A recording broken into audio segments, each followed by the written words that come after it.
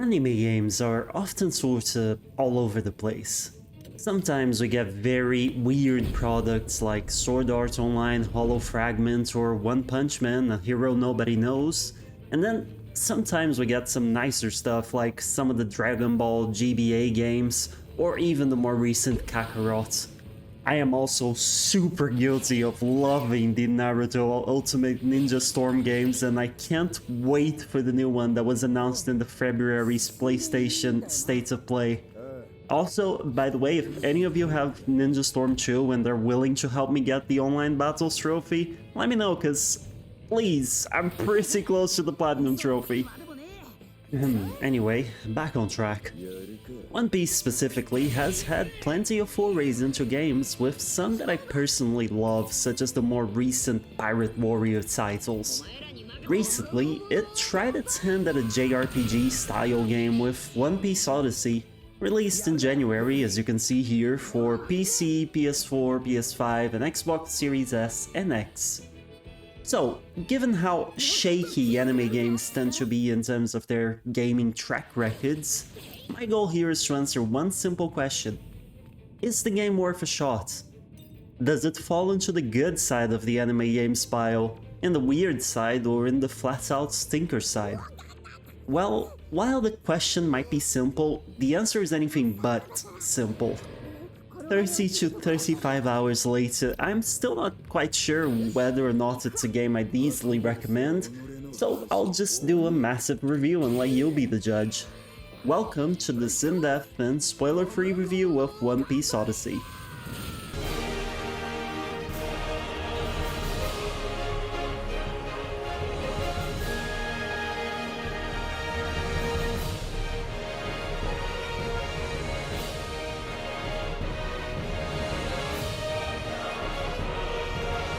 Now, before we get into the actual game, I think that some context is in order, especially because it may matter to fans of both One Piece and Dragon Quest.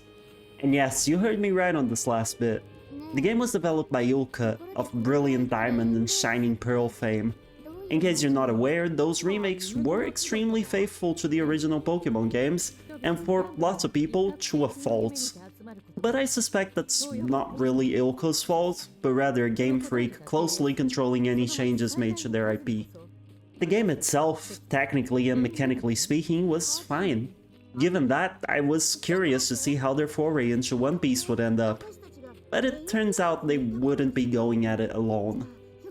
Eiichiro Oda, which I hope I'm pronouncing his name correctly, One Piece's very own creator, was closely involved with the development of the game, not only writing the story, but also even designing some characters such as fodder monsters that you end up fighting.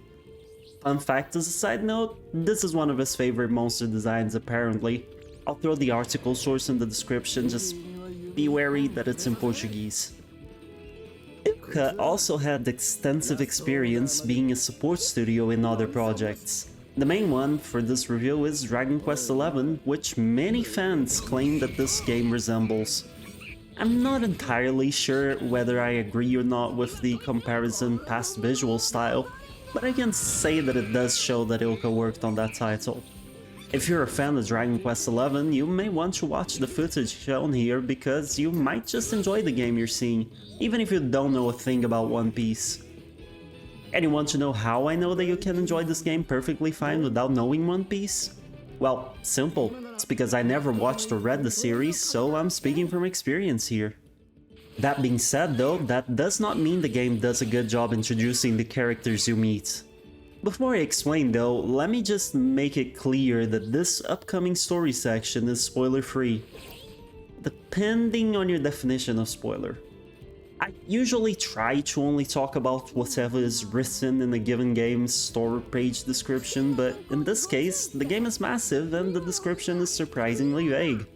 So I'll have to explain some of what happens in the story, but we'll stick to just an overview, and even then, I'll only mention things that you see in the beginning few hours of gameplay. Still, if this bothers you, feel free to skip the story section down below. Basically, the game takes place sometime post-time skip. The Straw Hat Pirates are sailing away looking for their next adventure when a freak storm shipwrecks them on an island called Waford.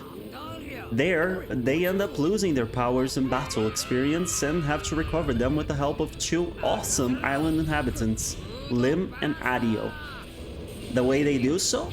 By revisiting their memories. So, this is what you will be doing for most of the game, reliving some of the Straw Hat Pirates' most iconic past adventures, all the while progressing in the game's original storyline in Blackwood Island. While the game doesn't really do anything to get you up to speed on who the characters you're controlling are, it does give you some context clues and explanations about the past arcs that you will be revisiting. The reason for this is the same reason why revisiting old arcs still offers something new to One Piece fans: the characters' memories. Imagine if they could go through certain events knowing everything that would happen and what they needed to do. Would things play out differently? The game plays with this concept, but unfortunately not much. It does so by having characters doing things such as talking about events that transpired in key locations within the arc, as well as having prior knowledge of where to go in order to advance the arc's plot. バロックワークスこのままでは大惨事に思い出したわ。時計塔から爆弾を落とす作戦ね。説明は後よ。Furthermore, some things may play out differently, even if the ending is often the same. This is because they are revisiting their memories, and memories are fuzzy. Sometimes a character may remember a key location as being in a different spot than it was supposed to be, a fact that is even commented on by the Straw Hat Pirates who do remember the rightful spot for said location. I guess in real-world examples, it would be akin to the Statue of Liberty carrying a lens instead of a torch, because you were visiting the memories of a person who forgot the statue's details.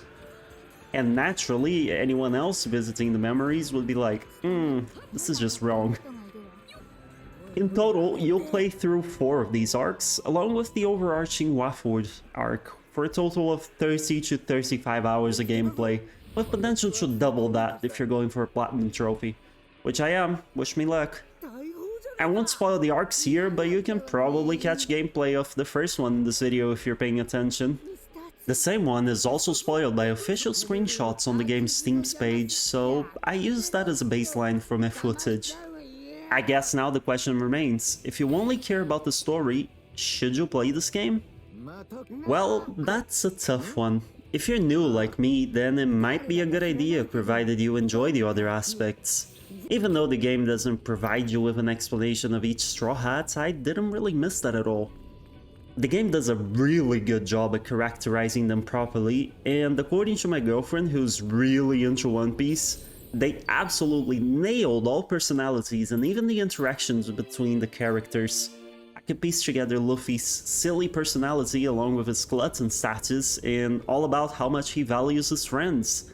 I could see many examples of Sanji and Zoro's friend-enemy-ship, if that's even a word, with a hilarious rivalry often displaying in both subtle and direct ways. I could understand that Nami, while kind, does whatever she possibly can to score treasure and money, and I even got to appreciate Robin's almost sophisticated and knowledge-seeking nature. Honestly, I loved my time with the Straw Hat Pirates. If you don't know any of this, there's a lot to see, and you can always look up a wiki for more information if you feel like you missed any and need it. If you have watched or read all the arcs so far, then I guess it depends on how much of a fan you are and how much content you want to consume. None of the arcs will fully be a surprise to you aside from Waford. You do get, like I said, some different events within the arcs and some great chatter from the characters reminiscing about the events that took place there, but some people may not find that to be enough. As for Waford itself, well, the story there is fine. I can't compare it to One Piece standards, unfortunately, but in general I'd say it's just nothing special, but nothing bad either. It's just fine. For some people, it also has a few continuity, suspension of disbelief issues, but I can't go into them without spoiling. All I can say is that they really didn't bother me. What really shines in the story, though, are the characters, Lim especially. Also, the story is not canon. If you're still on the fence, then perhaps keep watching to hear more about the other elements of the game. The first main thing you will be doing in your time with One Piece Odyssey is, surprise surprise, exploring. While some folks think this is an open world game, it's more semi-open world than anything. That's because there are open maps connected by loading screens, along with plenty of invisible walls stopping you from going places you're not supposed to go yet. There are also lots of those stopping you from jumping off ledges you should absolutely be able to jump off of. One example is in this footage you're seeing right now, in which I can't jump down from most points here, but I can grappling hook to a place higher up that just flat out drops me down to where I wanted to drop to in the first place. It really doesn't make sense. And what? You're wondering why I hadn't mentioned the grappling hook before? Well, it isn't exactly a grappling hook. See, every character has its own field ability. I'll let you find all of those for yourself, but just as examples, Luffy is the only character that can extend his arm and pull himself to objects, grab items from afar, and other uses. Zoro can cut through metal bars. Chopper, due to his small size, can fit into holes no one else can. Of course, none of this is perfect, just functional. Aside from the clunkiness I mentioned with Luffy's movement, Chopper's camera controls are all out of whack in extended sections and holes. Just take a look at what's happening on camera right now and you'll see what I mean. This is all to say the game can be very clunky. In fact, it can be quite clunky and sluggish. Take a look, for example, at the grappling hook animation since I just showed it off. Luffy can't move in the air, he must land before being able to move again.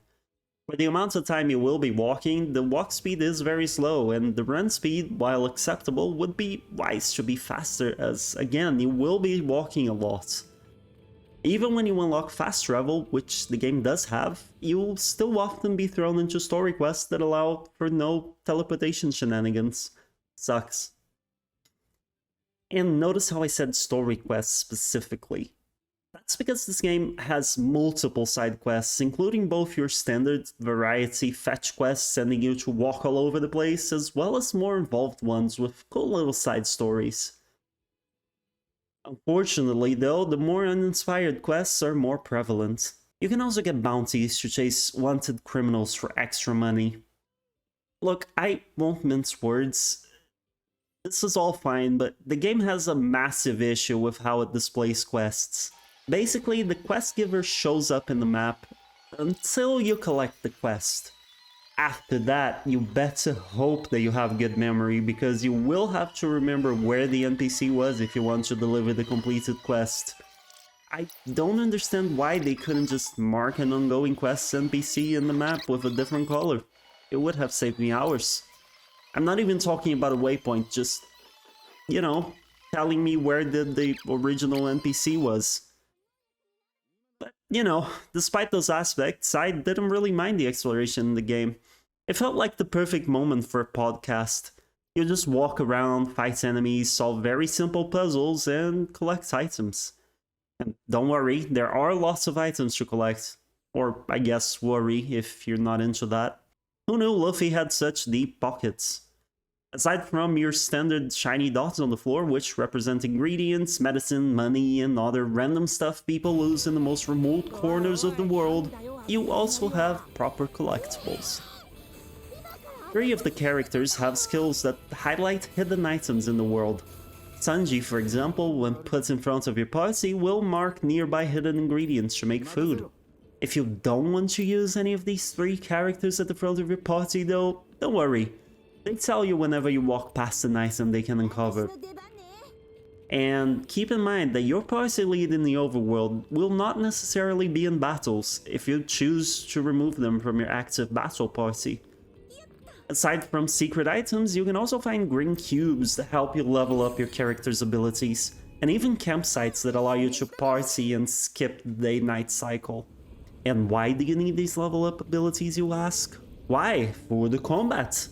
I won't lie, the combat in One Piece Odyssey is what originally drew me to the game.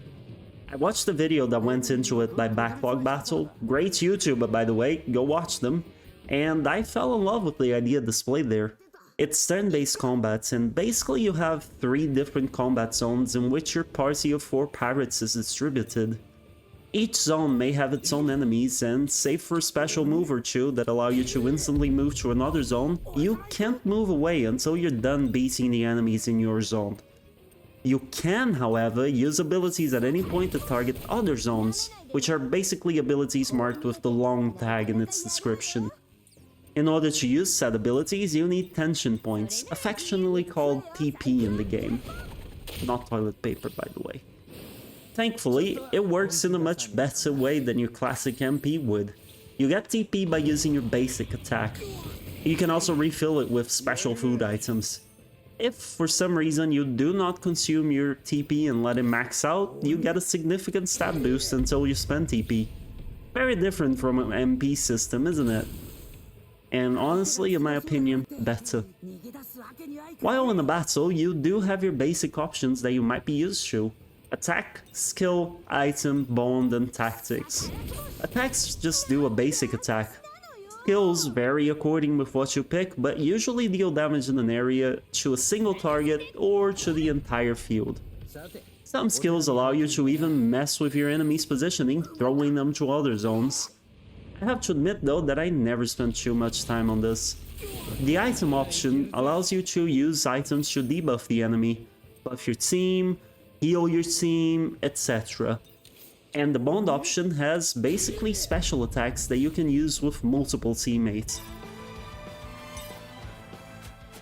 あんたたち行くわよ。よっしゃー。ゴムゴムのムートンサンダーボルトガトリングショットテンポ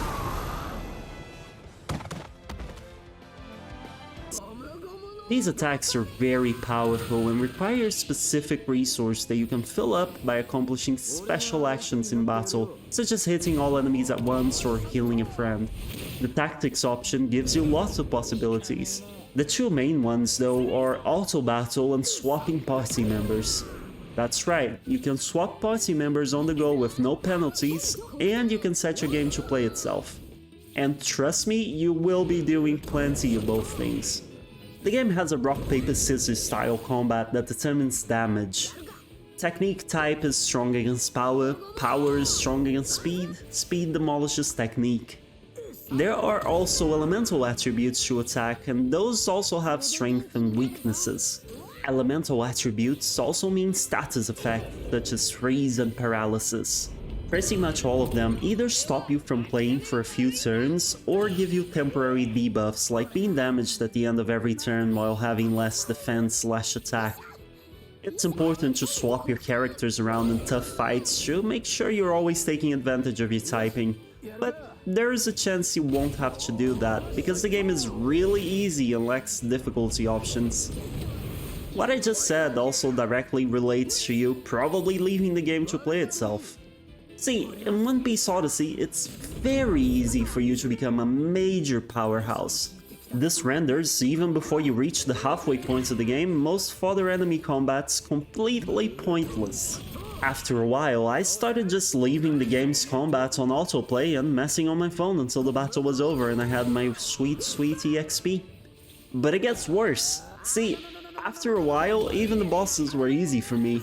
I've beaten more than a few with autoplay and literally went out of my way to prepare a sandwich while the game played itself.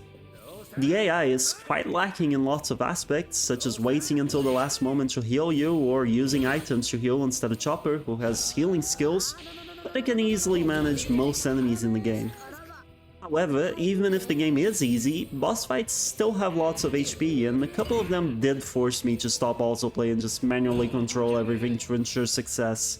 As a result of the tons of HP, battles can take a while, even with autoplay and fast forward mode. Another reason for the slower speed is the fact that you simply can't skip battle animations, which I find a mistake.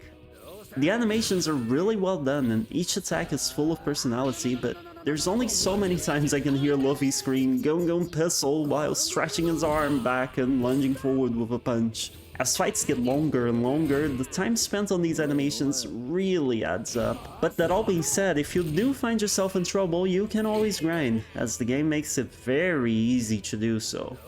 Every once in a while, you'll enter a fight that gives you a special dramatic battle.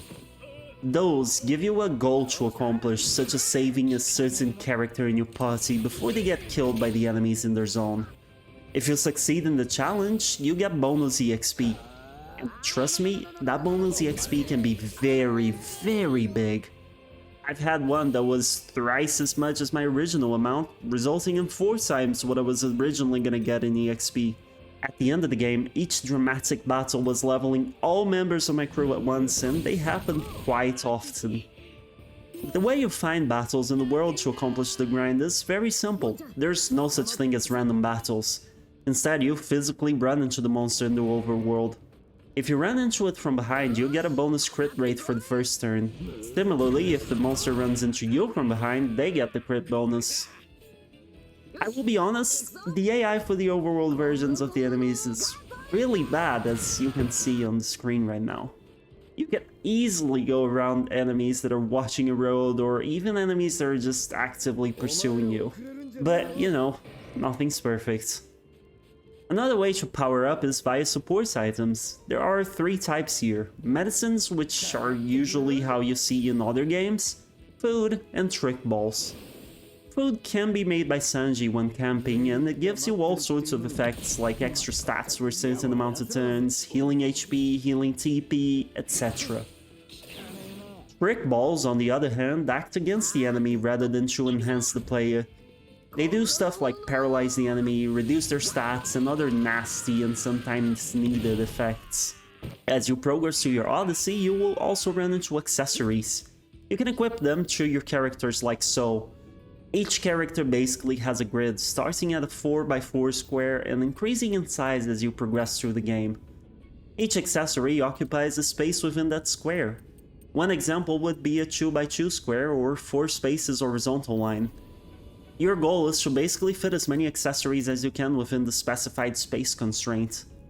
Each accessory gives you a flat increase in stats such as guts or defense or attack, and you eventually may even unlock the option to fuse accessories together to give each accessory extra stats.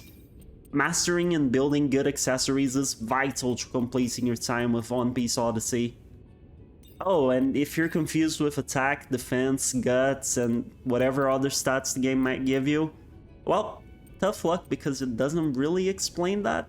The 3 main ones are attack, which influences all your damage, defense, which influences the damage you take from normal attacks, and guts, which influences the damage you take from enemy skills. So you always want to keep those 3 balanced. Or not, maybe you just want to turn someone into a glass cannon like Zoro. You can do that. So, with all these aspects combined, it's no wonder some folks, myself included, had an easy time with One Piece Odyssey. While I still had a good time with the game, I felt very underwhelmed in this aspect. It was sad to just have the game autoplay mass battles. I mean, sure, I could just do it myself regardless, but if the game can easily get through anything, I might as well just let it do that and go read or work on something else while it gets through a fight. If a fight's not challenging, it's boring to do by myself. I know not all of you will agree on this point, but that's just how I feel, unfortunately. But hey, if you want to give it a try yourself, the game does have a demo, so you can check that out. And thanks to the skill animations, battles, even with fast forward and autoplay, can take a while to finish. I think in general they could have just done more with the battle system. The idea of 3 zones just had so much potential. They could have done things like making enemies freely swap between zones, allow you to do the same, have you swap between zones to dodge moves, amongst many other options. But instead, I cleared the game mostly by also playing, which certainly doesn't strategize with zones too much. It just attacks and changes zones by chance that way. But, oh well, it's a solid base and I hope they improve it in the potential spiritual successor. In the visual and audio departments, the game is simply exceptional. There is no other way to put it. The art style perfectly fits the One Piece world and everything is really nice to look at. The animations, especially for skills, are also great, even if they do get tiring due to how often you will see them.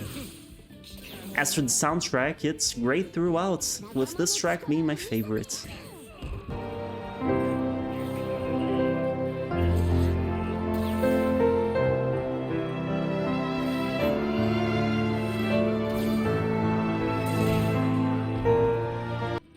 I should also note that the game has voice acting for quite a few cutscenes, and thankfully the developers brought in every voice they could from the Japanese anime. もう時間がねえぞ。なんだよ、お前ら何すんだ。こっちだ、スップ。俺たちがなんとかする。そうか。失敗したら終わりだ。うまくやってくれよ。おいよ。合わせろこっち。命令すんじゃねえ。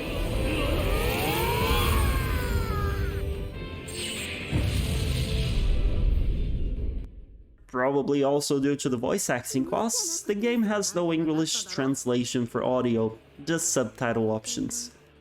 I will say though, on a perhaps more nitpicky side, that the backgrounds of battles don't always align with the actual environment they are fighting in. I can't show an example as the ones I noticed are all from arcs further in, but basically picture yourself encountering an enemy in, say, a cave, and having the battle take place in green plains.